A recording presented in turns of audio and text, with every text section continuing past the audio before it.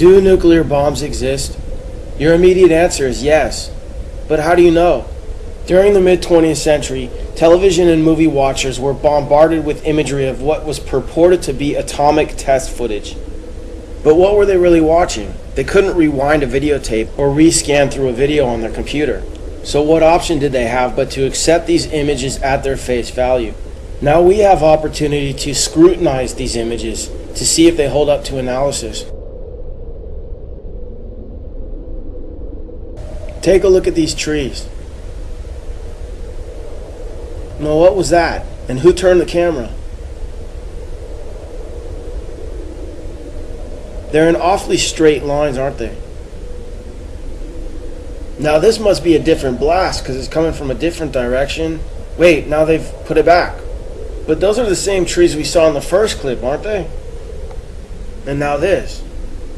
First they showed us these trees that they panned left on. Then they show us these trees that look like they should be next to a model train. Notice how straight the rows are. It looks artificial to me. Then they show us these trees again. Where's the forward camera? And then back to these trees again. And then they show us what looks to be a real forest that's been chopped down or torn down. Now take a look at this. It's footage of the first H-bomb test called Ivy Mike. Watch how it changes.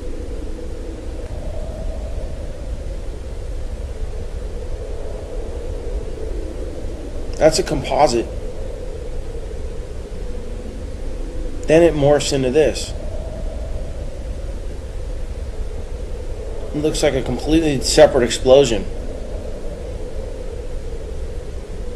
Now take a look at the frame before the explosion and then the one after. These frames were cut together. Why? Then this frame was cut to this, which looks like the sun to me. It looks like they're zooming in on the sun. Maybe a composite because the clouds aren't moving. Then they introduced some sort of liquid. It looks like a laboratory concoction in composite with the sun. Next is Operation Dominic Fireballs in the Yukon. What does that look like to you? Watch it again. It's the sun. Now here's Operation Greenhouse.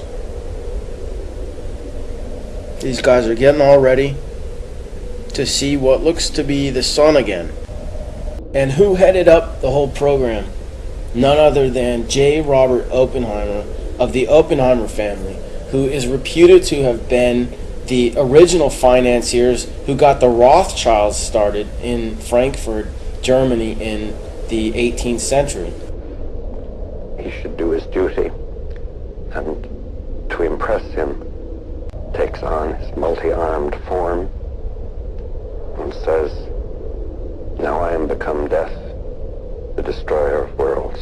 You're thinking, what about Hiroshima?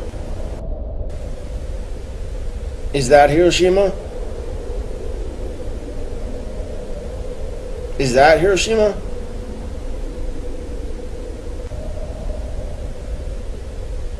That looks like Hiroshima, but it looks like it's been carpet bombed. Check out this image of Rotterdam. Was that a nuclear bomb? Now compare it to this image of Hiroshima. Actually, this isn't Hiroshima, it's Tokyo after firebombing in 1945. If you accept that FDR might have had foreknowledge of the bombing at Pearl Harbor, maybe you might want to leave room for the possibility that his propaganda machine might have created the myth of atomic bombs. There's no question that the powers that be have ballistics with tremendous explosive capacity. But this shot, for example, could easily be high-volume dynamite. And what are we looking at here?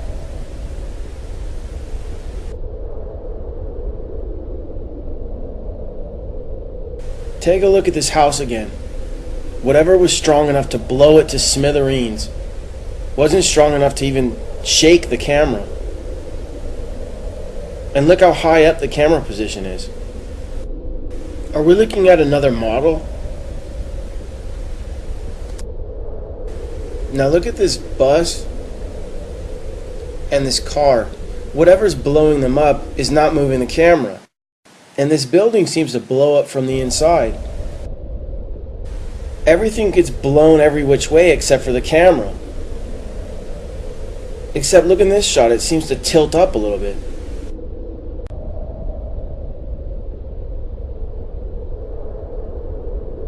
Now this is one of my favorites. Watch the two guys behind the glass. Who's filming them? Isn't he being exposed to all that rocket fuel? Anyways, I'm not trying to convince anyone of anything. If you're hell-bent on believing that they can blow up the world at the push of a button, then go ahead. But next time you hear a politician justifying the invasion of a country based on the fact that they supposedly have weapons of mass destruction. Now look, part of the reason we went into Iraq was the main reason we went into Iraq at the time was we thought he had weapons of mass destruction. It turns out he didn't. We thought he had weapons of mass destruction. He didn't. He didn't. Realize that they're not only lying about the other country supposedly possessing weapons of mass destruction, they also may be lying about the very existence of weapons of mass destruction. And why don't they call them nuclear bombs anymore? The military-industrial complex finds it convenient to perpetuate the myth of nuclear weapons to exploit the American people. Nuclear bombs do not exist. Think about it. Eisenhower warned the American citizens of the military-industrial complex. They have ransacked the people of trillions of dollars while the education system degenerates. Let's split down the middle two issues. First Japan, then nuclear energy. In 1945, most of Japan's infrastructure was wood. The oldest wooden buildings in the world can be found in Japan, Nara. To erase Hiroshima and Nagasaki with firebombs was achievable. Is it unthinkable Japan was actually firebombed, and that's the reason for the time delay between each attack?